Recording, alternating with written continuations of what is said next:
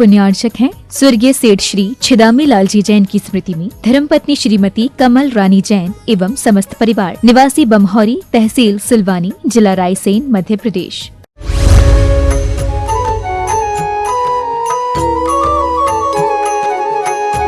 प्रश्नोत्तर रत्न मालिका के तीसरे नंबर के श्लोक का चौथा चरण प्रारंभ हो रहा है। चौथे चरण में गुरु की विशेषता बतलाई जा रही है। गुरु की विशेषताओं में पहले तो ये कह दिया गया, गुरु वो है जो तत्वों का ज्ञाता होता है। बात समझ में आई सभी के कि गुरु तत्वों का ज्ञाता है। लेकिन इसी के साथ दूसरी विशेषता में ये भी कह दिया कि गुरु वह होता है जो सत्य हिताभ्युद्यता सततम सततम निरंतरम सत्यहिता अभ्युद्यता, जो प्राणियों के हित में तत्पर है। तत्वों का ज्ञाता तो गुरु होता ही होता है। दूसरी विशेषता उन गुरु की ये भी है कि वह सतत निरंतर प्राणियों के हित में तत्पर रहते हैं। प्राणियों के हित में तत्पर रहते हैं, बहुत अच्छी बात है ना। अपना कल्याण तो वो करते ही करते हैं, लेकिन दूसरों के कल्याण में भी प्रवृत्त होते हैं। इसीलिए गुरु को स्वपर कल्याणकारी कहा। क्या कहा? स्वपर कल्याणकारी। जैसे दिया दीपक होता है ना, दीपक, तो दीपक की क्या विशेषता बतलाई? दीपक स्वपर प्रकाशी होता है। दीपक कैसा होता है? कैसा होता है? स्वपर प्रकाशी। स्वपर प्रकाशी का मतलब ये है कि दीपक दूसरों को भी प्रकाशित करता है और अपने को भी प्रकाशित करता है। उजाले में हम दूसरी वस्तुएं भी देख लेते हैं और उजाले में दीपक भी स्वयं दिखता है। इसलिए दीपक को क्या कहा गया? स्वपर प्रकाशी। ऐसे ही गुरु स्वपरोपकारी होते हैं। कैसे होते हैं? स्वपरोपकारी, स्वउपकारी और परोपकारी। अपना कल्याण करने वाले और दूसरे का कल्याण करने वाले। अब अगर कोई अपना ही अपना कल्याण करता रहे, अपने ही अपने कल्याण में लगे रहें, तो बुरा नहीं है, वो तो मुख्य प्रयोजन है। लेकिन होगा उससे क्या कि वो अपना कल्याण कर लेंगे, अपना मोक्ष पा लेंगे, लेकिन उनके निमित्त से कोई दूसरा मोक्ष नहीं जा पाएगा। इसलिए अपना कल्याण करते हुए भी गुरुवर दूसरे के कल्याण का भी ध्यान रखते हैं। रखना भी चाहिए। अपना भला हो रहा है, अच्छी बात है। अपना भला होते होते अगर दूसरे का भला हो जाए तो इसमें बुराई क्या है? बताओ। हाँ, दूसरे के भला करने में अपना बिगाड़ हो रहा हो तो बचो।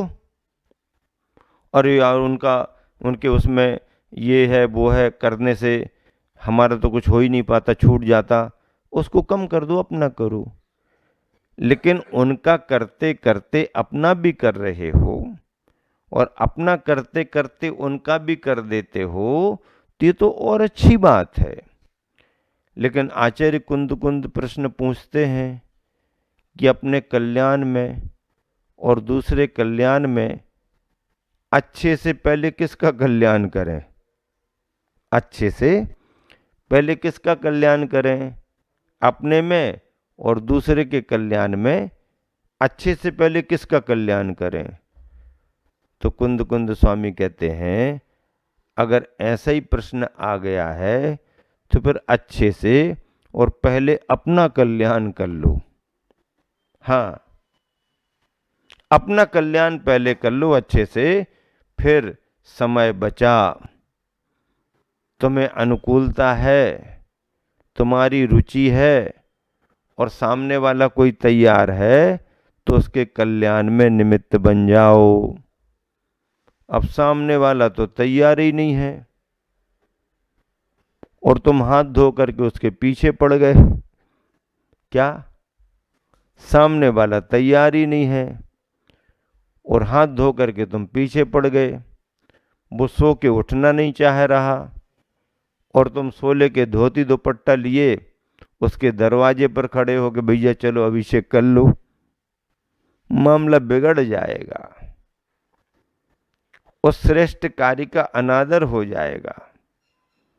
हाँ, अगर कोई इच्छुक है तो उसे प्रेरित कर सकते हैं। अगर तुम्हारे पास दिया है, दिया में बत्ती है, दिए में तेल भरा है और अगर बुझा हुआ है तो तुम्हारे दिए को हम जला सकते हैं। अब हम तो दिया जलाना चाह रहे, अब ना तुम्हारे पास में दिया है, ना बत्ती है, ना तेल है, तो अब किसका दिया जलाएंगे? अब दीपो भव, फिर अपने आत्मा को ही दीपक बनाओ। हाँ, अगर कोई चाहे तो उसके लिए भी उजाला हो, उसका भी भला हो, वह भी कल्याण के कार्य में लगे, ये भावना होनी चाहिए। ये जिन शासन के विस्तार की भावना है, ये स्वपरोपकारी जीवन की भावना है। इसीलिए गुरुओं को स्वपर कल्याणकारी कहा। क्या कहा? हाँ, स्वपर कल्याणकारी का अर्थ क्या समझे आप लोग? स्व कल्याणकारी और पर कल्याणकारी। अपने घर भी उजाला करो, दूसरे के घर भी उजाला करो, अपना भी पेट भरो, दूसरे का भी पेट भरो, अपने लिए भी करो, दूसरे के लिए भी करो। लेकिन दोनों में किसके लिए अच्छे से करें?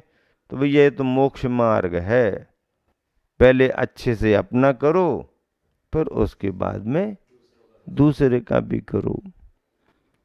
तो गुरु वही है जो सतत निरंतर प्राणियों के हित में तत्पर रहता है। हाँ, सबके बारे में सोचता रहता है। संघ के नायक आचार्य जो मेरे पास आया है, कल्याण की भावना से आया है, वह कैसे आगे बढ़े, कैसे उसे ज्ञान प्राप्त हो, कैसा उसका स्वास्थ्य संभले, कैसी उसकी दिनचर्या बने, सब पर ध्यान रखते हैं, सब पर ध्यान रखते हैं। सतत सत्वहिताभ्युद्यता सततम, निरंतर प्राणियों के हित में तत्पर रहता है। स्वार्थी नहीं होते हैं गुरु, सौदाबाजी भी नहीं करते हैं गुरु। ये तो संसार की भाषा है, स्वार्थ भरी और सौदेबाजी। मैं तुम्हारे साथ ऐसा करूंगा तो तुम मेरे साथ क्या करोगे, पहले बताओ, लिख करके देना पड़ेगा। मैं तुम्हारे साथ ऐसा करूंगा तो तुम मेरे साथ क्या कर सकते हो, बताओ। नहीं तो अपना आपस में बिल्कुल भी नहीं जमेगा। बताओ, इस संसार की भाषा है, मोक्ष मार्ग की भाषा नहीं है। मोक्ष मार्ग की भाषा नहीं, धर्म की भाषा नहीं। धर्म की भाषा में तो शिष्य समर्पित होकर के आया है और गुरु ने अपना कर्तव्य समझ करके उसको स्थान दे दिया। गुरु शिष्य पर ध्यान रखता है और शिष्य गुरु के हर संकेत का ध्यान रखता है।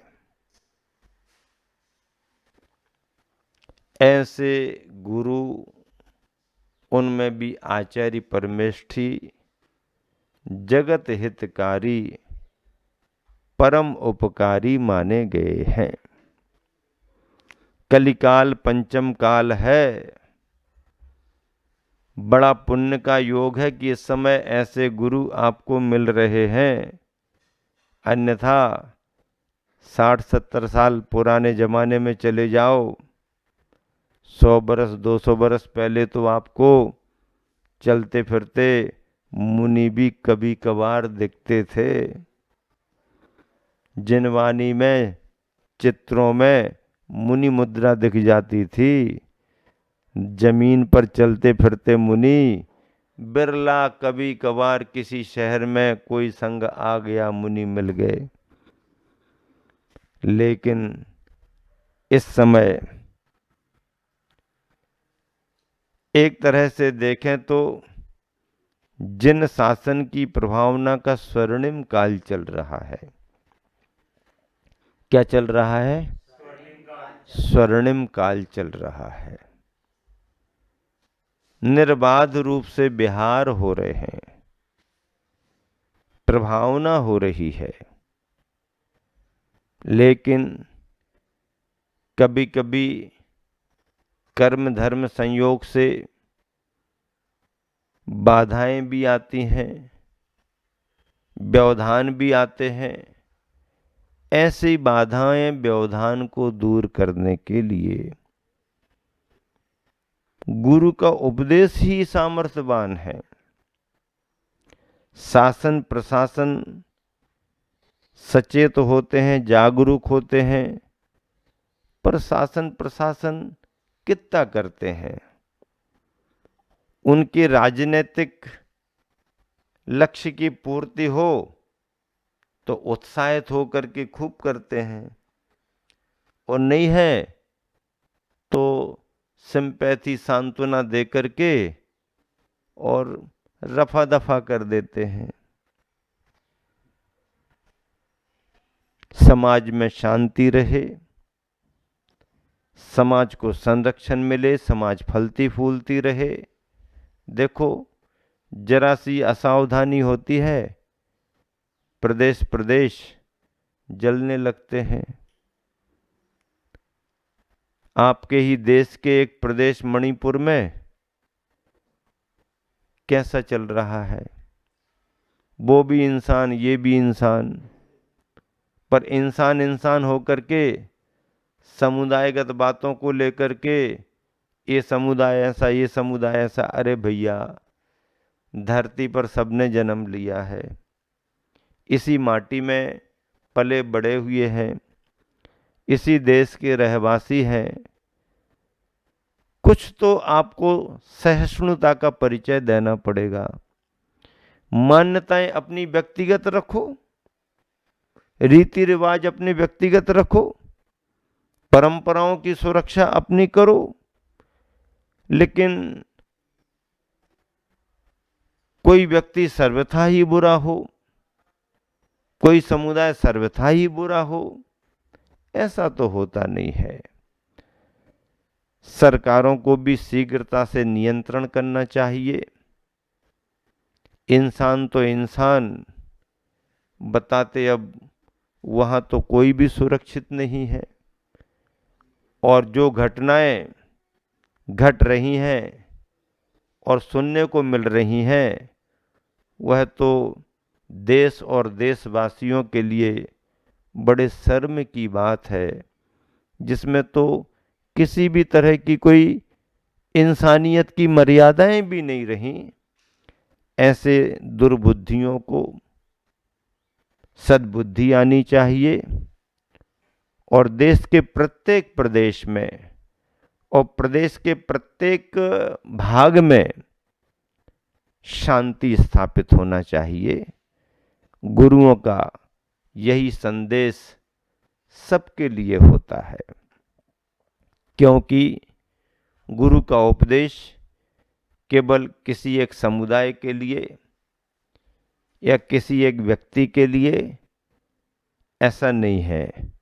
हाँ, उसके कल्याण के लिए लक्ष्य बना करके किसी समुदाय और किसी व्यक्ति, किसी परिवार को भी संदेशा दिया जा सकता है, लेकिन जब सार्वभौमिकता की बात आती है, व्यापक दृष्टिकोण की बात आती है, समूचे देश को ध्यान में रख कर के संदेशा देने की बात आती है, सभी समुदायों को ध्यान में रख कर के जब संदेशा देने की बात आती है, तो पूर्व पश्चिम उत्तर दक्षिण का भेद खत्म हो जाता है, भौगोलिक सीमाएं समाप्त हो जाती हैं और इंसानियत के नाते प्रत्येक समुदाय को दूसरे समुदाय के प्रति सहिष्णुता का भाव रखना चाहिए, सहयोग का भाव रखना चाहिए, अपनी अपनी मान्यताएं, अपनी अपनी व्यवस्थाओं को सुरक्षित रखें, लेकिन मानवीयता के नाते, इंसानियत के नाते हम सभी को एक दूसरे का सहयोग करना चाहिए और एक दूसरे को संरक्षण भी देना चाहिए। जो कुछ भी देश में हो रहा है या घट रहा है, एक तरह से उन्माद का परिणाम है, उग्रता का परिणाम है, और हो सकता है कि समुदाय विशेष में ये भावनाएं ना भी आ रही हो, पर्दे के पीछे से कोई राजनीतिक खेल खेल रहा हो, पर्दे के पीछे से कोई भारत के बाहर से विदेशी चाल काम कर रही हो सकता है अड़ोसी पड़ोसी देशों के लिए भी भारत की शांति अच्छी नहीं लग रही हो, भारत में समुदायगत सहिष्णुता अच्छी नहीं लग रही हो, इसीलिए कभी कभी प्रदेशों में कुछ ना कुछ ये सब फैला दिया जाता है। परिणाम स्वरूप एक समुदाय दूसरे समुदाय से विद्वेष भाव रखने लगता है और कभी भाषा को लेकर लड़ने लगते हैं, कभी जमीन के भूभाग को लेकर के लड़ने लगते हैं, कभी खान पान को लेकर के लड़ने लगते हैं, कभी पहनावा वेशभूषा को लेकर के लड़ने लगते हैं। लड़ना ही है तो लड़ने के 100 बहाने मिल जाते हैं, अगर शांति स्थापित करना है तो शांति स्थापित करने के भी 100 रास्ते निकल आते हैं। बंधुओं, इंसानियत के नाते, मानवता के नाते भारतवासियों में प्रत्येक समुदाय के प्रति, प्रत्येक व्यक्ति के प्रति सौहार्द और सद्भाव होना चाहिए। देश की एकता और अखंडता बनी रहे, देश में शांति स्थापित रहे, यही संदेशा गुरुओं का स्वपर कल्याणकारी है और जन जन के लिए है, जन जीवन के लिए है और अपने अपने जीवन को जीने के लिए है। महावीर भगवान का भी यही संदेशा है कि खुद जियो और दूसरों को भी जीने दो। मैं यही कह रहा हूँ, तुम स्वयं इस धरती पर रहो और दूसरे को भी धरती पर रहने दो। सब मिल करके हिल मिल करके रहें, यही गुरुओं का हमेशा सभी के लिए संदेश रहा है।